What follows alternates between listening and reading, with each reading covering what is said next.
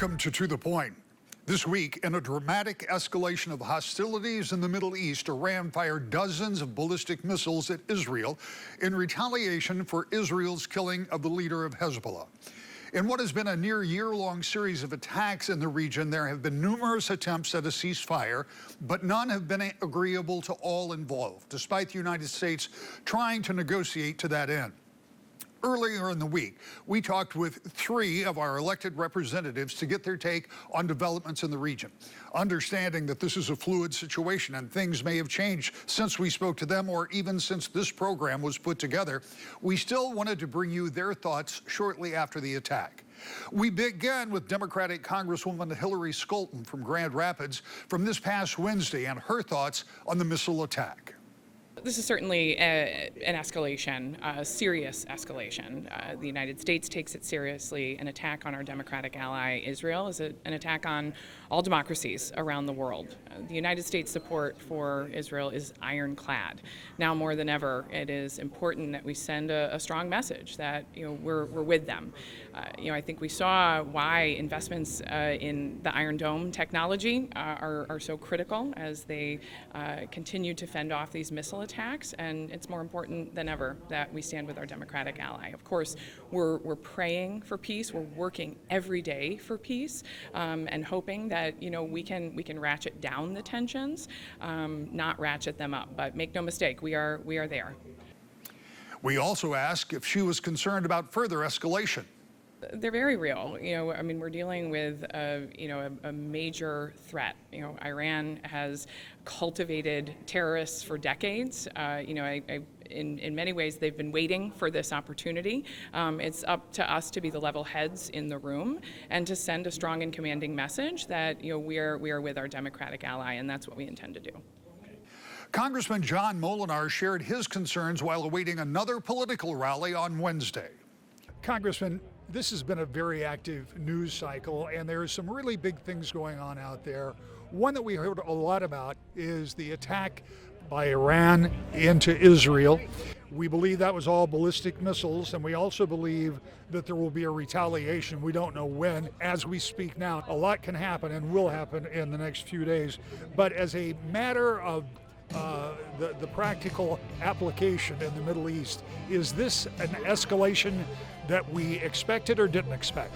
Well, it's clearly an escalation, but we have to recognize that Iran has been working through its proxies, Hezbollah, Hamas, the Houthis. They have been aggressively targeting Israel.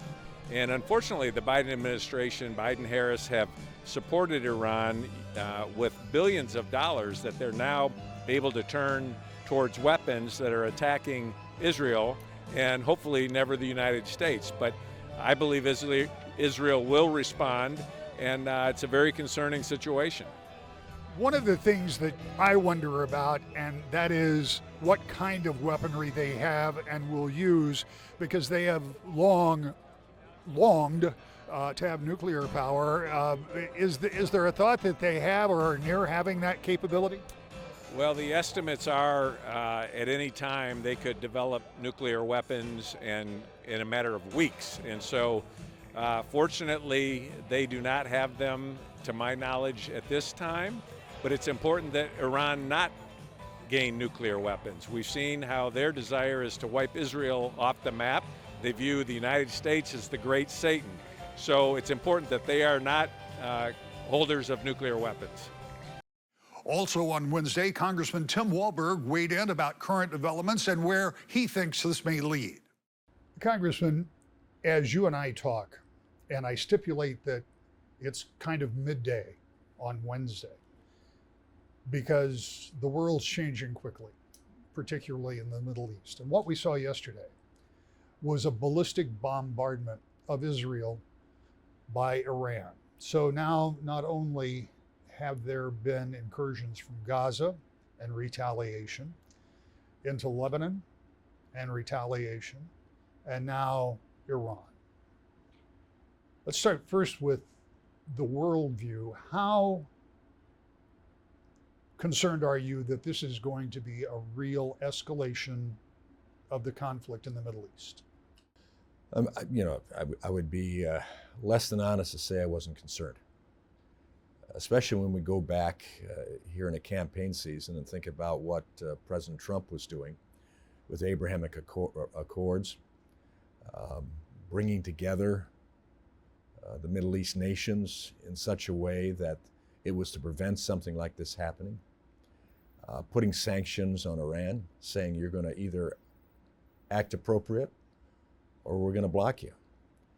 And everything, as much as you can say about that earthquake zone of the Middle East, was pretty stable. That's all changed. With October 7th taking place, Israel had to respond, having kept the ceasefire that they had agreed to, and now Hamas breaking it up in an atrocious, horrific way of innocent life being taken. Israel had to respond. Then Hezbollah gets in. Iran is behind all of this, as I'm sure you know. And so now Iran has been lobbing bombs and missiles occasionally. But when ultimately Netanyahu and Israel take out leadership of Hamas and Hezbollah, Iran feels they have to act. All of this comes because the instability that was promoted by America, Israel's number one ally, and they being our number one ally in the Middle East and arguably in the world, especially when you see the capabilities of what took down those missiles that came over that were developed with United States and Israeli scientists working together on that. Here we are. The sanctions have been taken off of Iran by the Biden administration. They only experience a respect when there's power and strength, and we haven't demonstrated that. And so Israel's caught now with guns literally all around them, and they're going to have to respond. And so I appreciate the fact that President Biden has moved more of our fighting forces, the Navy, in proximity, so they're ready. But my gracious, we do not want to see this develop any further, if at all possible. But Israel will respond. And whether to take out oil depot or whether to take out an Iranian leader, something will happen, and I think Iran has to expect that. I don't want to be unduly alarmist, but do we know what non-conventional capacities exist in the Middle East? And given the instability there, should we be on heightened alert? I think we ought to be on heightened alert. I think there's no way that we could be honest without saying that if this develops further and Iran, for either military concerns or religious concerns, decide it's time, they are very close. They are very close to having nuclear capabilities that would impact even us. And that's why I think clear heads have to prevail. There has to be a strong statement from the United States. There can't be any equivocation on our stand with Israel, but in such a way that it leaves at least some sense of wiggle room for Iran to ultimately back away, because I think in all honesty, they know they can't win. And for religious purposes or otherwise, they're willing to accept a defeat and go down in glory, but that's not what the world needs. So I'm hopeful that there can be diplomatic statements behind the scenes coming from the United States, even coming from President Trump behind the scenes, talking with individuals that he had developed a relationship of respect, whatever it takes to de-escalate this and bring it down, but ultimately recognize that Israel has had to respond against initial attacks from all of those entities, Iran, Hamas, Hezbollah, all tied together. This past week, I hosted a forum sponsored by a group called the Former Members of Congress. The group is exactly what the name implies, some 800 Democrats and Republicans who have previously served in the U.S. House or Senate and now work in a nonpartisan way to educate and to promote democracy. In that spirit, 4 former members from Michigan, Democrat Mark Schauer, Republicans Dave Trott and Mike Bishop, and Fred Upton, came together along with Kent County Clerk Lisa Postumus-Lyons and Michigan Secretary of State Jocelyn Benston to talk about the upcoming election. We began the conversation by asking the Secretary what concerns she has going into this election, then talking about the problems and the dangers of political violence. Safety is the biggest concern for election administrators, poll workers. Protecting our election officials and protecting the people who protect democracy has been a significant priority for us, not just in Michigan, but also around the country. I'm really proud that we have passed legislation in Michigan to make it a crime to threaten or harass an election official in their line of duty. But certainly in a really tragic era of political violence that we find ourselves, that is at the same time an era of misinformation, there's a direct line between the misinformation and about our elections and threats to election officials and our families and our staff. And I'll emphasize, our election processes are secure. Our election results are accurate, and we have audits after the fact to reaffirm that every election. And yet we still see this ire directed at people whose very job it is, and they're very committed to across the board, ensuring the integrity and security of our processes. So that's certainly something that keeps us all up at night, not just in Michigan, but around the country in this moment. And my hope is that as we get through this cycle and we continue to do our work with professionalism and integrity, that we'll emerge into an era where we can come back together and find unity through that truth, as opposed to the division that unfortunately a lot of misinformation about our elections and our processes have caused over the last several years. As you mentioned, we've seen an increase in the amount of threats of violence. But one of the things that I wonder about, and I wonder, so many of those people that make those elections happen have nothing to do with the clerk's office or the Secretary of State's office. They're volunteers, and they're out there kind of with in some cases, they're kind of marked because they're doing the job that they volunteered to do. How much does that concern you? Well, certainly poll workers, and we have, close to 30,000 across the state that are hired temporarily by local clerks to protect the integrity of the process, to ensure our elections are run smoothly.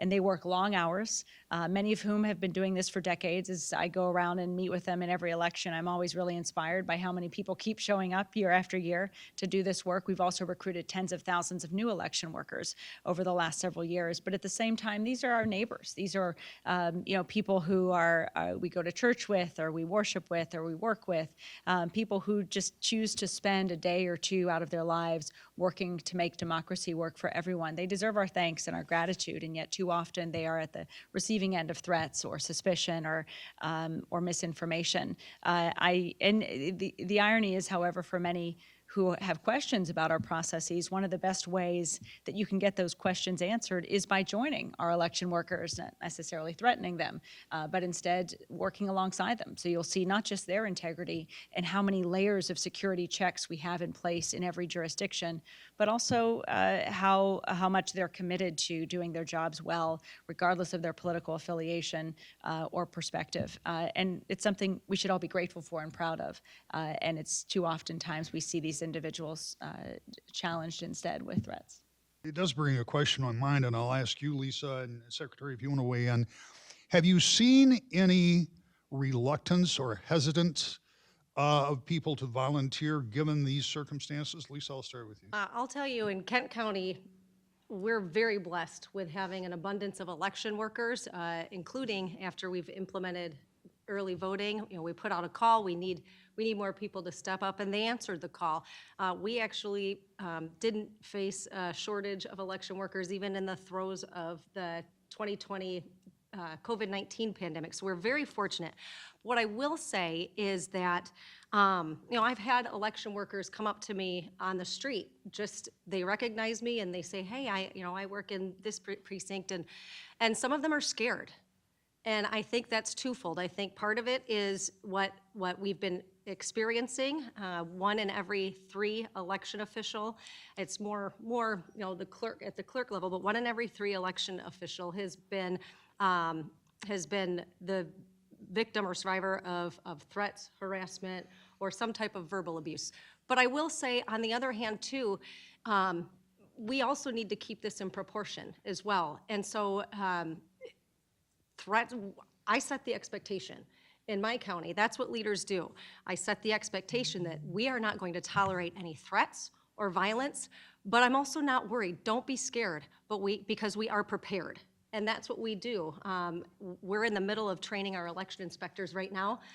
We've had a couple this week. We've got more throughout the week. And I spend just a couple minutes reassuring our election inspectors that what you're doing, democracy works because of them. And I spend time talking about that we are working with federal agencies, we're working with state agencies, we're working especially with our local sheriff's office. We have a plan to keep you safe, we have a plan to keep the voters safe, and I just work to reassure them that there are threats and harassment that have occurred. It is not tolerable, it won't be tolerated, and we've got your back. Secretary Benson, I know you said 30,000 volunteers? Yeah, we've seen, and I completely am grateful for everything Clerk Lyons just said. I think that's exactly right. We're seeing that in all of our 83 counties across the state. There's an incredible recognition, as she mentioned, of the threats and the challenges, and also an incredible dedication and determination to make sure that they don't rule the day, that instead we have processes in place, partnerships with law enforcement to protect the people who protect democracy. And in addition to that, we've seen, while some people have left, and you might have heard in other states, such as Arizona and Nevada, we've seen even more people leave. We haven't seen that as much in our state. What we have seen more of is people joining the ranks, signing up to be a part of this process. And that's been really important this year because it's our first election with at least 9 days or more in some communities of early in-person voting, where we need more people showing up and being a part of the process. So I've been very inspired, actually, of the number of people who have signed up to be election workers on both sides of the aisle all across our state these last several years. Again, since 2020, in March of 2020, when we began building partnerships to recruit new election workers. Statewide, we've recruited 80,000 new election workers, and it takes about 25,000 for Election Day to operate. So we've been blessed by an abundance of people wanting to serve and be a part of this patriotic effort. And again, that's why, to me, though the story of the last several years has been one of democracy facing great challenges, it's also been one of us getting stronger as a result of more people leaning in and recognizing their part in protecting the process and being a part of the solution. I took this a little more down the path of volunteerism just because I wanted to know, is that an issue? Because you have to have those volunteers. But Fred, this really is about political violence. When you were in office, you got threats, and you dealt with them, but it had to be uncomfortable. And so my question is, how did we get here to where more people think it's okay to participate in political violence? Well, it is sad. It's a sad day, and it shows why democracy must prevail. And I just look at my colleagues, and I wasn't the only one threatened. Mike Bishop was practicing for our annual charity game for baseball. And tragically, it was actually in the neighborhood where I live, in Alexandria, Virginia. It's where my son played Little League. And had I been on the baseball field that day, I would have been the first one hit because I'm not as good a player as you. I was a substitute base runner, so I would have been just doing wind sprints between home plate and third base, and that's where the guy was who shot Steve Scalise and shot at a whole bunch of folks, including Mike, who, it's a terrible feeling, that's for sure. But yeah, I think a number of us probably got threats for a variety of reasons. I had police protection as I traveled back and forth a number of times, where they'd meet me at Detroit Metro and actually escort me to my next gate, or when I came back to DC, they would meet me and make sure that I got to my car okay to get to the Capitol. I had live TV cameras tied into my local St. Joe Police Department, so better put a shirt on when you take your trash out on Monday, because somebody is watching. But yeah, I had a fair amount of threats, and they're unnerving, but you also knew that, hey, you know what? It's not the majority where people are. It's just a small handful. In fact, I think the most violent threats that came were from out of state. We knew that. But the Capitol Police were good, and we did our job. And but I felt more for my staff. I actually lost a staffer because of a threat. She couldn't take it, and she left. And you know, for just like how I started as a staffer, you answer the phone, you do flags, you give tours. Many of these kids are, you know, college interns. They're 19, 20, 21 years old. Then I don't think we paid interns now. You pay them a little bit. But they're the ones on the front line who really took some of the abuse from callers, and it scared the willies out of them, quite frankly. And it's not the America that we want to see happen. And so, but sadly, it comes a little bit with the territory today. And you got to have a thick skin. And it's one of the reasons why all of us here, and all our friends, Dave, Mark, Mike, others, especially the Michigan delegation, you know, it's important we come back to our districts every week, that we have the town meetings, the teletown meetings, in-person meetings, so people can really understand what we go through as we make some awfully big decisions involving, you know, trillions of dollars in the lives of so many men and women across the country on so many different ways. So yeah, people get upset, and sadly, it's a very small minority that really get upset, who sometimes come after us, but I felt pretty protected all along, but it was, you know, I remember that Wednesday morning, Mike, and I was playing tennis at 6 in the morning that day with a couple of other colleagues, which is why I wasn't at the practice field. But you guys, we were lucky that no one actually died that day other than the shooter. And I know it impacted you as it did all of us. Some of the questions about elections persist, no matter how many times you talk about it. What more can you do to guarantee the safety and security of ballots and this election? Well, two things. One, our elections are secure, and we have layers of place and protocols that have been time tested for years, long before 2020, to ensure the security and accuracy of our elections. What we really invite people to do, if all of these efforts for us to provide this information fall on deaf ears, is one, do your own research. We have on our website, michigan.gov/election facts. You can read through the responses, enter your own questions, get those answers back, and then if that's still not enough, serve as an election worker. Actually be a part of the process. Our clerks oftentimes need help, and it's a great way for you to actually experience all the layers and checks and balances we have in place to ensure that only valid votes count. In Michigan, the election is already upon us, and absentee ballots are already being returned. Early in-person voting will begin later this month, and things will culminate on November 5th when we begin getting results after the polls close. Here's one note about that. Because of the number of absentee votes and because this is the first general presidential election with early in-person voting, it's likely that results may be a little slower coming in. For those of us who want to know the outcome sooner rather than later, election officials remind us to employ some patience as they ensure they have the right information before releasing it to all of us. We'll be back with a final thought to the point. As you prepare to vote this year, remember, if you have any questions about how or where to vote, you can contact your county clerk or go to the Secretary of State's website to get clarification.